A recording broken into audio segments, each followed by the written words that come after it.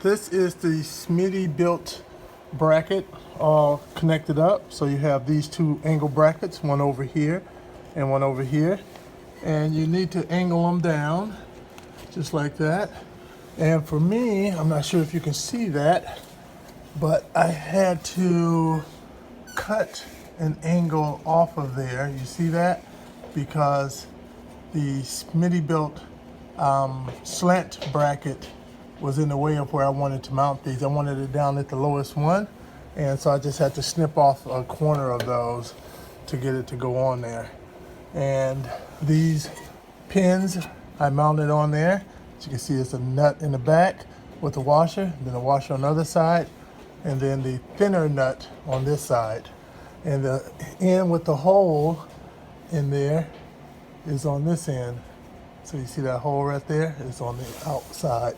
And you just want to initially probably have them a little loose just to make sure that they line up with your high mount. And then you can slide them over. All right, so and then down here we have the other hardware. So this is going to be for one side, this is going to be for the other side. This will go on first, the opening towards the nut on there. Then you're going to put one of these on. You're going to fish one of these on there. Then you're going to fish this on. Okay. And then you're going to put the high mount on. And then you're going to put this on. And then you're going to put that on. I said high mount, I meant high left. And then the same for the other side. All right, so here is the high mount, high lift that I'm going to be mounting.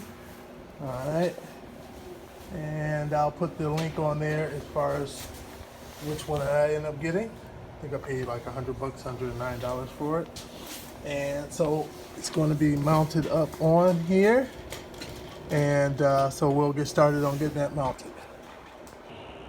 All right, so we're going to take the cup one first, and that opening will go towards it on there like that. And then you're going to bring one of these up into the mix. And then you're going to put this on. And next, you're going to put one of those. And you're going to do the same thing to the other side as well.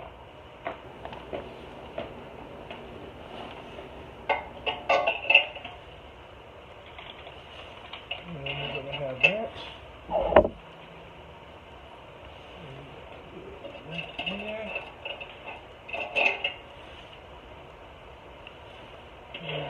That. And now you're ready to put the high mount lift on.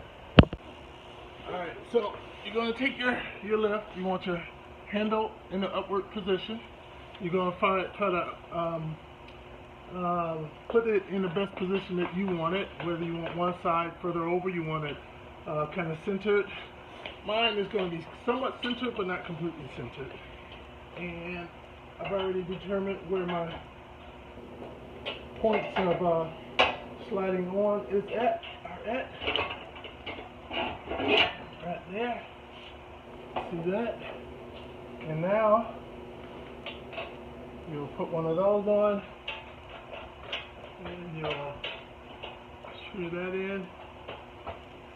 And I'll just get one of those to hold it in. And I'll put another one in.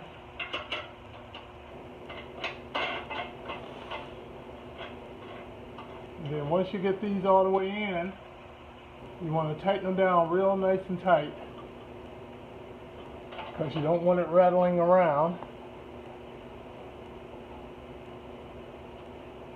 And they make a rubber kind of gasket that goes on here that will go around the handle and around this separately, and there'll be rubber in the middle. It's a one piece to hold this into place to keep it from rattling. That's actually coming to me tomorrow from Amazon, so I'm going to put that on to keep it from rattling, keep it nice and still. At the same time, I still put some zip ties on and key points to try to hold things together to reduce the amount of rattling, because you don't want this moving around. So that's what I ordered that piece. And then once you get these tightened all the way down to the top part, as far as you want it, you want to put this into the hole. You have to make sure the wings aren't in the same line as the holes at the same time, otherwise you'll never get the pin in.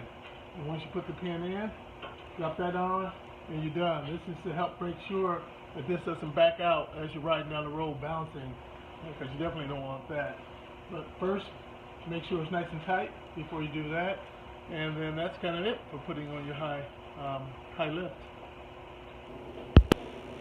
Alright, now one of the great things about this is they put these nuts on the end of the wing nuts, so you don't have to try to tighten it down with your hand, because you'll probably never be strong enough to get it tight enough. So I believe that's 18 millimeter. Put it on there, and then you can tighten that boy down nice and tight. And remember, don't let this end up, I guess, what do you want to call that, parallel to your, really perpendicular to your holes up there. Parallel to your holes up there. So, you want to make sure you get your safety latch up in there.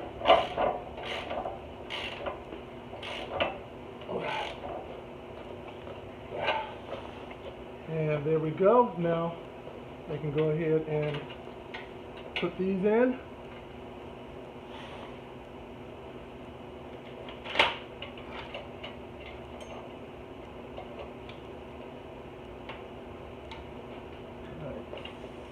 So,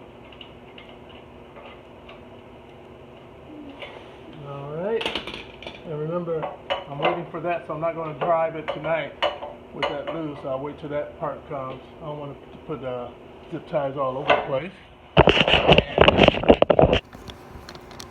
Put the camera down, give you guys a shot from afar, and that's kind of it.